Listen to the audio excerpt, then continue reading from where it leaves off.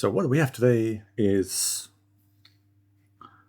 a fully non-sponsored and unfiltered review of the XReal One AR glasses. Where are they?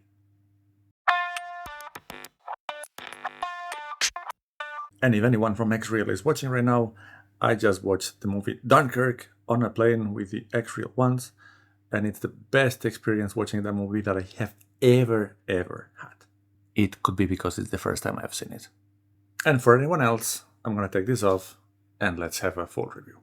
And what I want to do is answer 3 questions and talk about some use cases. First of all, are they augmented reality glasses? Second, do I look like an idiot while wearing them?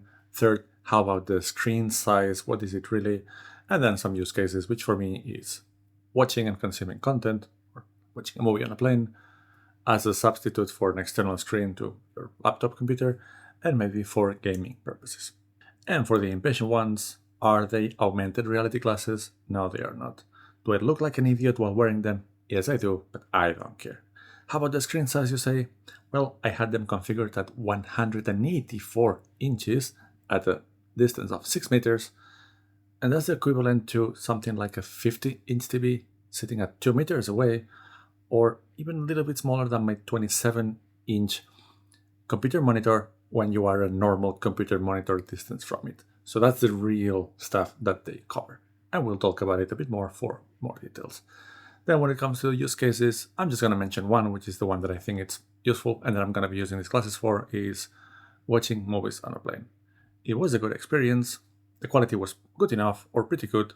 It had more real estate than any of the possible alternatives, so I actually enjoyed Dunkirk. Maybe not as much as in IMAX. Are you tired of reviews of the XReal One that are sponsored by XReal? Or maybe the people have been actually sent the glasses for free and still there's some sponsorship, and then people give their own opinions totally freely? Or maybe the videos that are titled, "This is it, finally the best AR glasses there are. Giant display for your face.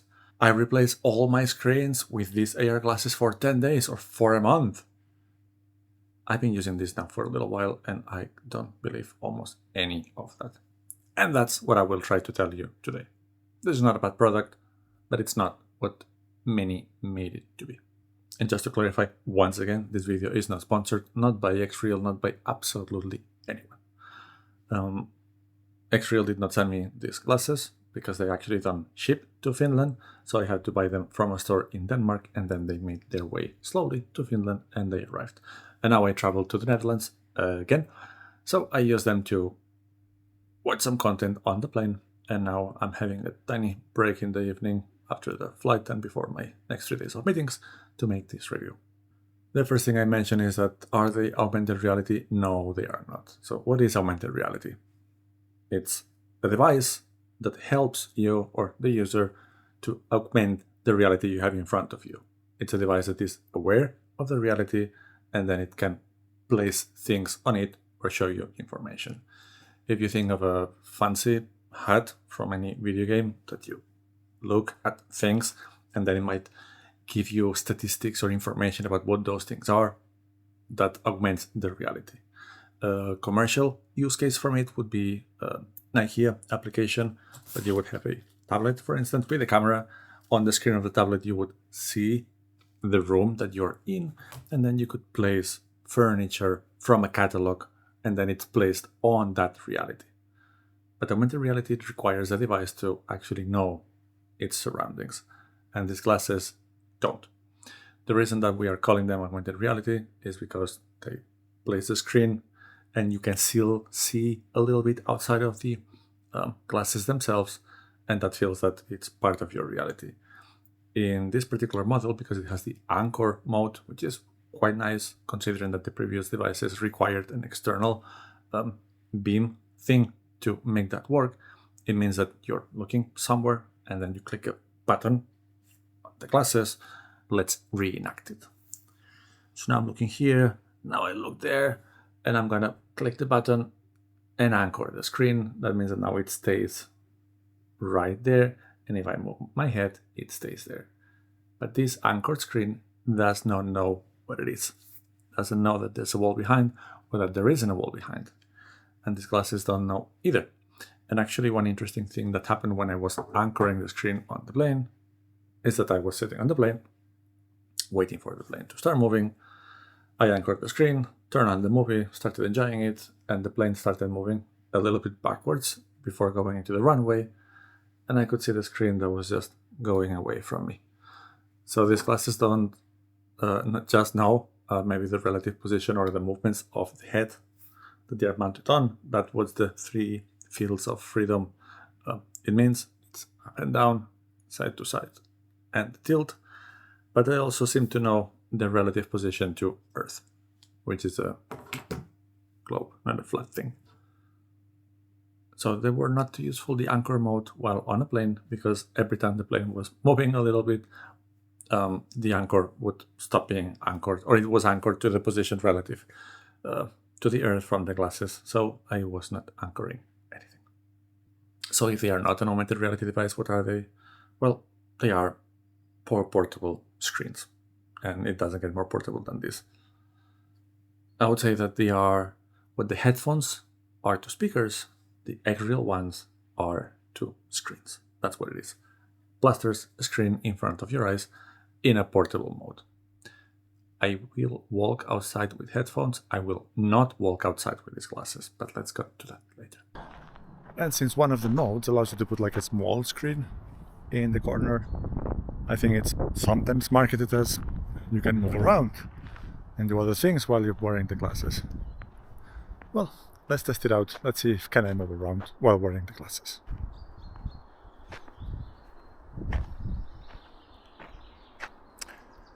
So that will be a no. At the moment they are not even turned on, which means that they are as transparent as they get, because electrochromic works with electricity. And the fact that the prisms are just right there is really distracting. I cannot do this. I really can't. And then there's the reflections of the snow on the glasses. Sorry, that's a no. Do I look like an idiot? Oh, let's test it again. From this angle, they're not that bad. The thing is, there's quite big distance here, so somebody's looking you from the side. It feels a little bit funny, but they are not terrible. Somebody wearing the Apple Vision Pro in a hotel lobby or in a plane, it's gonna get a lot more attention than something like this. They are not small glasses, but I'm a pretty big dude with a pretty big head, so these are my normal Oakley sunglasses, and these are the XReals. Are they bigger? Definitely yes. From the side, even more, but they're not a gigantic device mounted on your head with antennas popping out from it. So the whole idiot thing, it's okay. And again, there's another thing. There's a lot of people that look like idiots and they don't care either. So why should you? Then the next interesting thing is the screen size that they claim they project into your face and the field of view. The XReal One are praised for having more field of view than the previous models and more than some of the competition, less than the One Pro, which XReal, if you're looking at this video, I really love this. So if you want to send me anything for free, I'll review it a little bit differently than this one. But the question is, how big really are those screens? When you go through the menus, and there's plenty of other videos that they do a much better job than me to review the technical things, it goes up to 225 inches and the distance is between 4 and 7 meters, something like that. The thing is, if you put it a really big screen and quite close, because the field of view is actually pretty narrow compared to that screen and that size, you don't see the full screen. So you need to do this and that to see the whole screen, which kind of it's pointless if you're watching content or a movie. So you end up either making the screen smaller or pushing it farther away, which does the same thing, it just makes it smaller. I don't know about you, but I want to see the full screen if I'm consuming content at the very least. Then how those inches translate into reality. So now in this hotel room, there's a TV mounted on the wall. It looks like our old TV, so I'm gonna guess that this is what, 50 inches. And if I sit back there on the bed, I measured that this is about a little bit over 2 meters distance. And if I set up the glasses at 184-inch screen at 6 meters, it basically covers this 50-inch TV sitting 2 meters away. I tested them at home. My home setup is a tiny table. It's 70 centimeters by 50, and I just have a 27-inch monitor on it where I plug my laptop to. And if I'm standing in front of the monitor in the way I work, which is about 50, 60 centimeters from the screen, the projection is smaller than that screen. Another reference would be today that I was on the plane. It was a strange plane because usually in flights between Helsinki and Amsterdam, they are so short that they have only the Airbus 320s, and they just have 3 rows of seats, or 3 and 3, and there's no screens. But today, for whatever reason, we were flying with a much bigger plane that had screens. That screen, I was measuring that it's probably about 11 or 12 inches, and it was about 30 to 40 centimeters from my face, and it was projecting an image bigger than that, clearly bigger. Not gigantically bigger, but bigger. And I liked it for that particular case, and we're going to go later on because it gave me some isolation and it gave me a bigger screen with pretty good quality. Now, my issue with the mini videos is this gives you a 200-inch screen. At what distance? And who would work with a 200? Imagine it this way. If you're going to be working on a computer, are you going to buy a 200-inch screen and then put it at 7 meters away from you? Nobody's going to do that. So if this is intended for productivity, and by productivity I understand working on a laptop, even gaming, let's call that productivity, but gaming, you're not going to put that 200-inch screen really far away. You probably want something maybe smaller, but closer.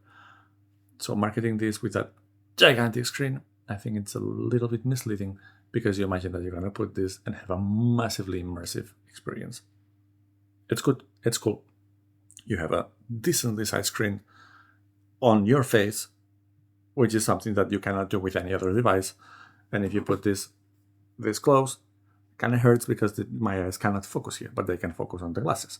So it's not 200 inches. It depends on the relative size and the relative distance, but you get the point. And hopefully my editor, which is me, has done some magic and put this there.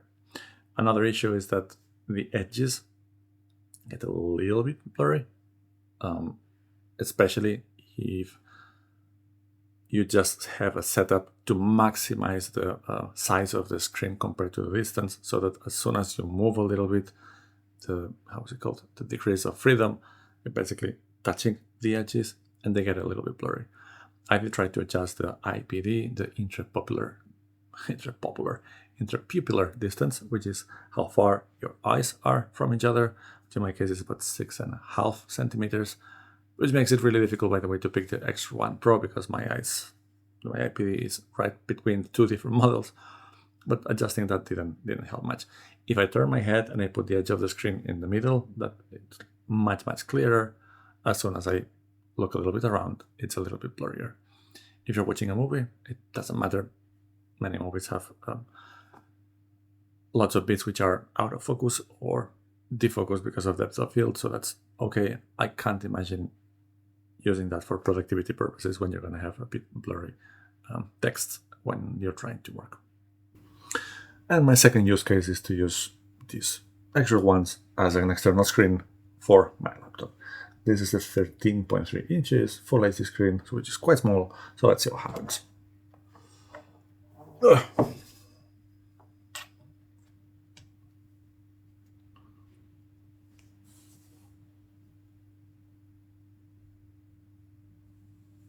Oh, now the screen anchored in the camera. Let's move it here. Let's put it right there. Right, so the size is about there. If I'm putting it, let's put it on top of the laptop screen.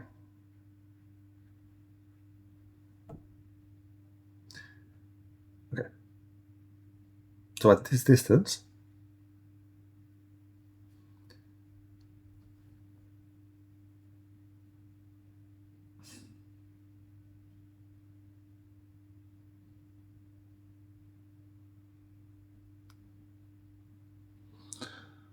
all Alright, I just anchored my screen on top of my laptop screen to just get a sense of how big and how many 200 inches real estate do we have. And now, if I look at it, and the screen, it's really at the borders of the field of view, which means that if I make it any bigger, I don't see the full screen, which hopefully you agree with me that it would be pointless. It's about this size. So this laptop, this is the screen, this laptop, this is the screen. I think that at this distance is equivalent to a 15.6 inch, maybe a 16.1 tops. And it's just full HD. So from a size perspective, I'm not sure if I want to do this because it's a bit weird, the kind of the comfort of the glasses compared to the screen I have in front of me. So now let's take a look at, let's open the document, and this is not good. I'm getting a headache already. Everything is properly set up and it's sharp. If I move a little bit, the text looks funky. It was good and it was fine enough when you're watching a movie, just like moving images all the time. But now I can see moving letters and I'm not liking this. What I'm saying is that I'm not sure if I believe that someone that was actually using a computer to work on stuff and do stuff really substituted the computer screens with this for a month.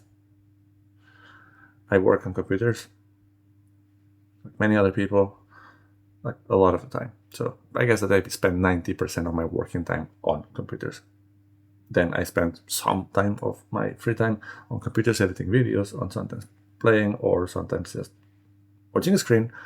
So I can't imagine really somebody substituting all their screens for even one full day with this.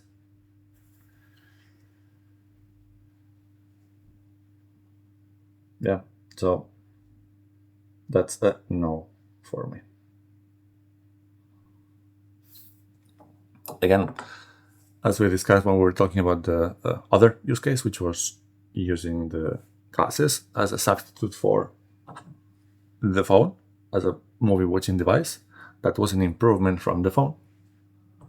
These are not an improvement from a computer screen, even if this is a really small one, and therefore I will not use it for that use case.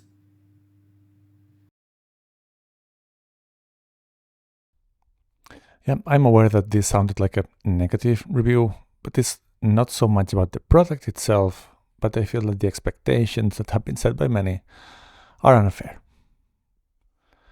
If you're expecting that this will plaster a 200-inch screen in front of your face, that everything will be sharp and perfect to all the corners all of the time, that you might be able to replace all of your screens for a month and wear these glasses instead, and that also you can wear them, walk outside and consume content at the same time, I think this is unfair to the product, really.